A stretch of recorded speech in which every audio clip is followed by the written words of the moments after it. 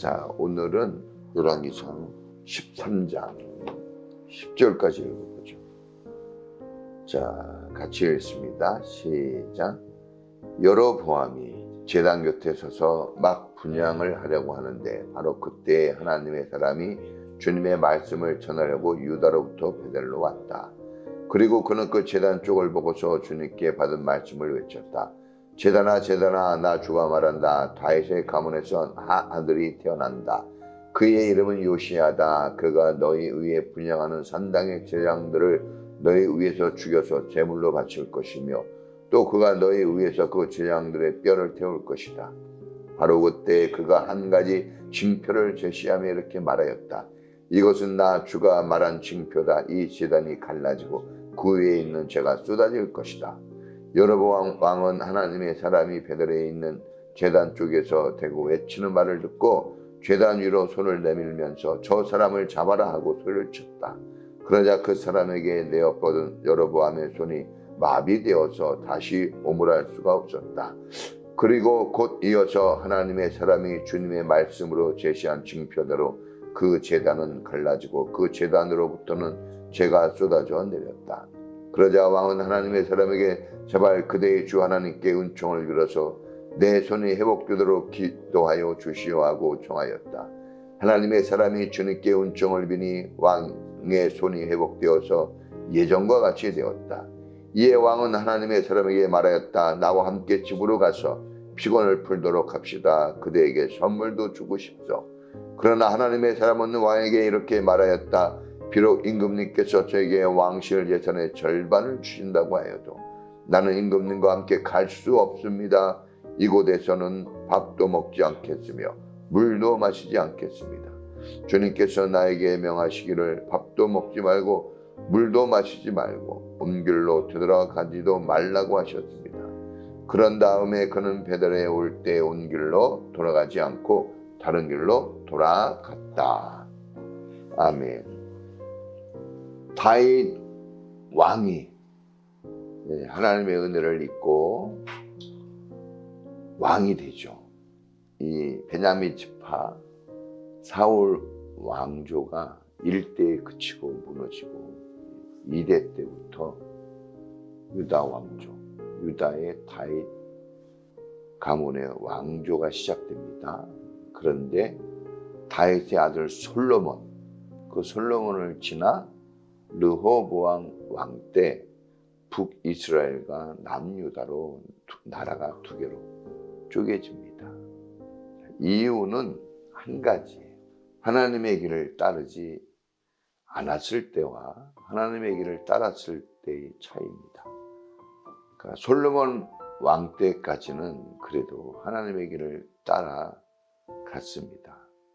그래서 하나님께서 하나님의 은혜와 축복을 이 이스라엘 나라에 쏟아부어 주었고, 그리고 두 왕에게 하나님의 놀라운 은총을 베풀어 주셔서 강대한 나라, 부귀와 영화가 진짜 넘치는 그런 나라로 이렇게 세움을 받았습니다. 그런데 솔로몬 왕 후반기 때 그가 나이가 늙어감으로 인해서 더 성숙해지고 더 믿음이 굳건해져야 되는데 오히려 그의 신앙이 나락으로 떨어지고 우상을 섬기는 정말 어처구니 없는 이상한 일들이 벌어지고 그 아들 르호보암이 이어서 이스라엘과 유다의 왕으로 세움을 받는데 그가 완전히 하나님을 등집니다. 어떻게 이렇게 순식간에 이렇게 될 수 있을까? 그런데 그런 일이 벌어집니다. 르호보암 왕 때 북이스라엘은 그러니까 12개 지파 중에 10개 지파는 느밧의 아들 여로보암을 왕으로 추대하여 섬깁니다. 그래서 북이스라엘이 되고 그 다음에 유다 지파, 그리고 유다 지파와 안에 있는 그 베냐민 지파 얼마 안 되는 이 르호보암을 섬겨서 나라가 두동강이 딱 납니다. 자, 오늘 13장은 이제 여로보암이 어떤 왕의 모습을 가지고 있나 하는 것을 우리가 좀 살펴보는데, 자, 여로보암이 북이스라엘의 왕이 되어서 지금 오늘 제단에 올라가 분향을 하는 모습을 볼 수 있습니다. 이게 신정국가이잖아요. 신을 섬기는, 그래서 여호와 하나님을 섬기는 국가인데, 그런데 여로보암이 북이스라엘이 된 이후로 이제 북이스라엘이 이제 예루살렘에 가가지고 예배 드리는 그런 것을 금지시키고 북이스라엘에 산당을 지어 놓을 테니 거기서 예배를 드려라, 제사를 드려라 하는데, 하나님의 형상이라고 만들어 놓은 게 금송아지입니다. 금송아지를 만들어 놓고 제사장도 아닌 사람들을 제사장으로 세워서 제사를 진행하게끔 하는 거예요. 그러니까 완전히 이상한 나라가 되어집니다. 왜냐하면 이제 이스라엘 사람들이 하나님을 예배하는 신앙이 있기 때문에, 하나님을 예배하기 위해서는 이스라엘 예루살렘 성전에 가서 예배해야 된다는 이런 의식이 있기 때문에 나라는 나눠줬어도 이 이스라엘 사람들이, 북이스라엘 사람들이 남유다로 막 내려가는 거예요. 여로보암 왕이 사람들이 지금 예배 드린다고 저렇게 제사 지낸다고 이렇게 왔다 갔다 하다가 마음이 저쪽으로 돌아서면 어떻게 할까, 걱정과 두려움에 금송아지를 만들고 산당을 만들어서 거기서 분향하게끔 한 거예요. 이제 여로보암 왕도 거기서 자기도 분향을 합니다.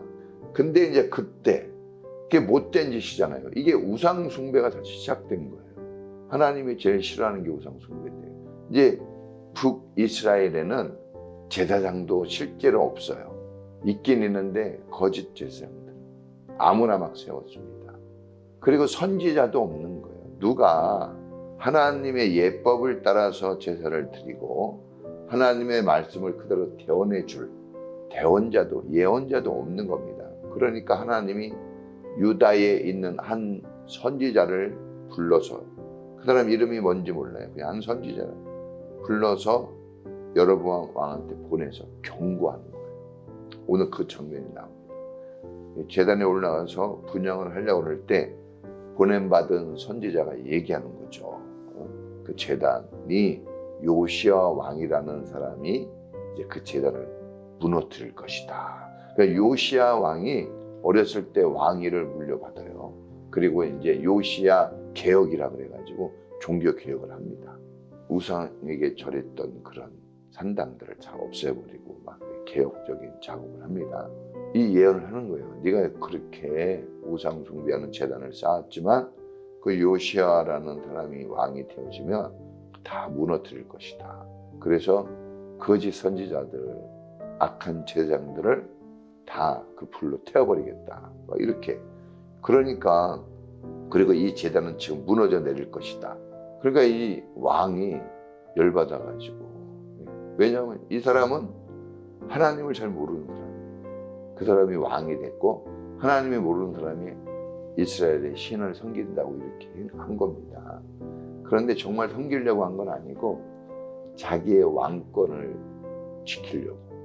저 선지자를 이제 잡아라 하고 이제 손을 들어서 딱 가리키는데 하나님의 이 능력이 임해서 이 여로보암 왕의 손이 딱 굳어가지고 쩍어나는 거예요. 말라가지고 손이 죽었죠. 손이 죽었어요. 손만. 그러니까 어떻게 하느냐, 또 비는 거예요. 당신의 하나님께 기도해서 이 손을 풀어달라 하니까 또 기도하니까 손이 풀어졌어요. 그러면서 제단이 녹아져 내립니다가 이런 일이 있어요. 이제 살해를 하겠다고 했는데 이 선지자가 내가 보냄받을 때 먹지도 말고 마시지도 말고 왔던 길로 돌아가지도 말라 하는 지시를 받았다고 거절하고 갑니다. 자, 이런 장면에서 우리가 하나님의 음성을 우리가 좀 깨달아야 되는 것은, 첫째는 하나님을 떠난 사람들, 우상을 섬긴 사람들의 모습과 말로는 비참하다는 거예요. 왕일지라도. 그 솔로몬도 하나님을 말년에 떠납니다. 그게 너무 아쉬워요. 사람 인생은 오늘 뭐 되게 좋은 것 같아도 내일을 몰라요. 그래서 항상 하나님이 성전을 짓고 기도하고 막 그럴 때도 성전을 봉헌했을 때도 하나님은 경고하셔요. 네가 네 가문의 왕을 계속 세워주겠다 했지만 하나님을 떠나면 어떻게 한다고 그랬어요? 그 황폐시킨다고 그랬어요. 완전히 무너뜨린다고 그랬는데 그 약속이 그대로 이루어지는 겁니다. 그 예언들이. 솔로몬 왕이 그렇게 떠나면서 나라의 국운이 확 꺾입니다. 순식간에. 이 그렇게 세계 열방에 알려졌던 이 나라가. 그러더니 그 아들 이 르호보암은 완전히 하나님을 떠나서 젊은 자기하고 놀기 좋아하고 강팍한 친구들과 함께 나라를 다스리는 거예요. 그러다가 어떻게 됩니까? 아주 폭삭 망합니다. 폭삭. 순식간에. 쌓아 올리는 거는 시간이 걸리는데 망하는 거에 시간이 걸립니다. 추락하는 것은 날개가 그런 신달자 시인가요? 순식간입니다. 저도 목사지만 이런 게 무서워요. 우리의 삶이 변화되는 건 조금 그 시간이 걸리고 좀 되게 어렵잖아요. 그렇죠? 되게 정성을 들여야 됩니다. 근데 무너져 내리는 거는 한순간입니다. 상상할 수 없는 비참함이 찾아온다. 제가 그거를 경험해 보진 않았는데 경험해 볼까 봐 두렵습니다. 하나님이 어떤 분인지를 아니까. 그래서 하나님의 이름을 영화롭게 했던 다윗 가문의 솔로몬, 또 그 아들 여로보암, 이게 하나님 떠나니까 우상을 섬기는 이상한 사람들이 되니까 정말 이상한 최후를 맞이합니다. 이 여로보암도 어렵게 왕이 됐거든요. 그러면 그 왕권을 지키기 위해서는 하나님이 필요한 거예요. 절대적으로. 하나님에 의해서 죽고 사는 걸 계속 보여주는데, 그런데 그 사람이 신앙이 없었습니다. 신앙이 없는 사람이 왕이 됐어요. 구분이 어려워집니다. 나라가 어려워져요. 그 우리가 이런 걸 통해서 하나님을 떠나서는 안 된다는 것을, 뭘 막 산당을 짓고 뭘 잘했다, 이게 소용이 없어요. 하나님과의 관계가 좋아야 됩니다. 하나님을 사랑하고 그 말씀을 지키고 순종하는 게 최고의 영광스러운 삶이다. 두 번째는, 자, 여기서 보니까 이 제사를 막 지내는데 이 잘못된 제사를 지내잖아요. 그 문제가 있을 때 항상 선지자를 보내서 먼저는 말씀으로 경고를 하셔요. 그냥 번개불을 내려서 죽이지 않고 먼저 말씀을 보내서, 항상 하나님은 선지자를 통해서, 말씀을 통해서 하나님이 어떻게 하실 것을 예언하십니다. 그래서 선지자를 보내서 이 산당 무너질 거다, 그리고 거짓 제사장들 다 죽는다, 돌아서라는 얘기예요. 그래서 우리가 항상 깨닫는 것은 하나님의 말씀을 가까이 해야 됩니다. 하나님의 말씀이 우리를 살려주는 길입니다. 그래서 어려운 문제가 있을 때에도 하나님의 말씀을 붙잡고, 기쁜 일이 있어도 우리가 그 기쁨에 취해서 하나님을 잃어버릴까 두렵습니다. 항상 말씀과 기도가 살아있는 그런 믿음을 가지고 살아야 된다. 누구라도, 특히 우리는 이제 교회 중심의 신앙생활을 하니까 교회에서 예배할 때 그 말씀을 신중하게 잘 들을 필요가 있다. 그 가르침을, 그 예언의 말씀이다 생각하고 듣는 게 중요하고, 또 우리 자신이 선지자입니다. 목사님만 선지자가 아니라 교사는 또 아이들을 가르치잖아요. 그렇죠? 그러니까 항상 우리는 선지자로서 하나님의 말씀을 받아서 전해주는, 그래서 나도 살고 너도 살아라, 같이 살자 하는 이런 생명을 전해주는 사람이 되어야 됩니다. 안 그러면 왕이라도 죽어요. 자, 또 하나 배울 수 있는 것은, 많이 배울 수 있어요. 이 왕이 이렇게 손이 오그라들고 막 이렇게 경고를 받고 막 현장에서 우상의 제단이 무너져 내리는 걸 보고 자기 손이 말라서 막 죽을 것 같고, 이런 기적을 체험했는데도 굴복하지 않아요. 하나님께 제사장한테 기도해달라 그러지 자기 자신이 기도하진 않아요. 그러니까 이걸 뭘 얘기합니까? 이게 망할 사람은요, 하나님의 말씀에도 굴복되지 않아요. 왜 굴복이 안 될까? 망해야 되니까. 하나님이 바로를 더 강팍하게 해요. 그렇죠? 10가지 재앙을 내리도록 강팍하게 해가지고 죽입니다. 죄를 쌓게 만들어요. 우리는 그때 죄를 쌓을 게 아니라 회개의 눈물을, 다윗이 눈물병에 눈물을 담는다 그랬잖아요. 그러니까 우리가 담아야 될 거는 회개의 눈물을 담고 믿음의 그릇에 믿음이 되도록 믿음을 담아야 되는데, 이 사람이 이렇게 하지 않았습니다. 기회를 줬을 때 기회를 얻어야 됩니다. 우리는 항상 회개하는, 하나님 앞에 굴복되는 삶을 사는 게 중요합니다. 자, 한 가지 더 말씀을 드리면, 선지자가 얘기했을 때 이 사람 회개도 하지 않고 선지자를 회유하려고 그러죠. 선물을 주겠다, 맛있는 걸 주겠다. 선지자가 하나님 말씀대로 안 된다고 돌아가요. 그냥 갑니다. 거절하고. 자, 우리가 이제 마지막으로 좀 귀담아 들을 것은, 자, 우리는 하나님의 사역을 행할 때 어떤 대가를 바라고 하면은 안 된다는 것을 좀 배울 수 있습니다. 그러니까 내가 이렇게 했는데 이건 받아야지. 그러니까 우리가 직장에서 일하고 월급 받는다 하는 이 방식으로 하나님을 섬기면 안 된다는 것을 우리가 배울 수 있습니다. 그냥 은혜로 받아서 먹고 사는 거예요. 하나님이 알아서 다 자기 자식에게 좋은 걸 준다 그랬으니까. 그래서 우리가 사역할 때 좋은 것들로 내가 채용을 받지 못해도 그걸로 섭섭해하거나 그걸로 인해서 시험에 들면 안 된다. 이 선지자처럼 하나님의 일을 하나님의 일로서 해야지. 그렇지 않으면 이 뒤에 가면 이 선지자가 실수를 해요. 이 사람 대단한 사람이거든요. 왕한테 갈 때 목숨 걸고 가는 거 아니에요. 선지자는 하라 그러면 전하는 거지. 그렇게 당당하게 밥도 안 먹고 물도 안 먹고 돌아가다가 한 어떤 사람이 그 사람이 대단해서 식사 접대를 하겠다는데 그때 가서 먹어요. 근데 이 사람이 착각한 게 이제 하나님이 먹어도 되라고 했나 하고 하나님께 물어보지를 않고 먹었어요.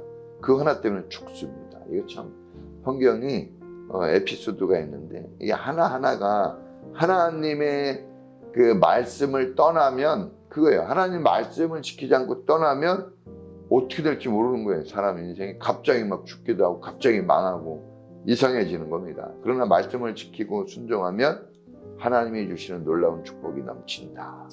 자, 오늘도 우리는 말씀과 기도, 우리가 하나님께 굴복되는 것은 전혀 부끄러운 일이 아니고, 나를 불쌍히 여겨주세요 하고 사는 게 그게 진짜 축복이에요. 네, 그렇게 하나님 앞에 믿음으로 사는 우리가 되었으면 좋겠습니다. 다 같이 주의 한 몸으로 기도하겠습니다. 주여!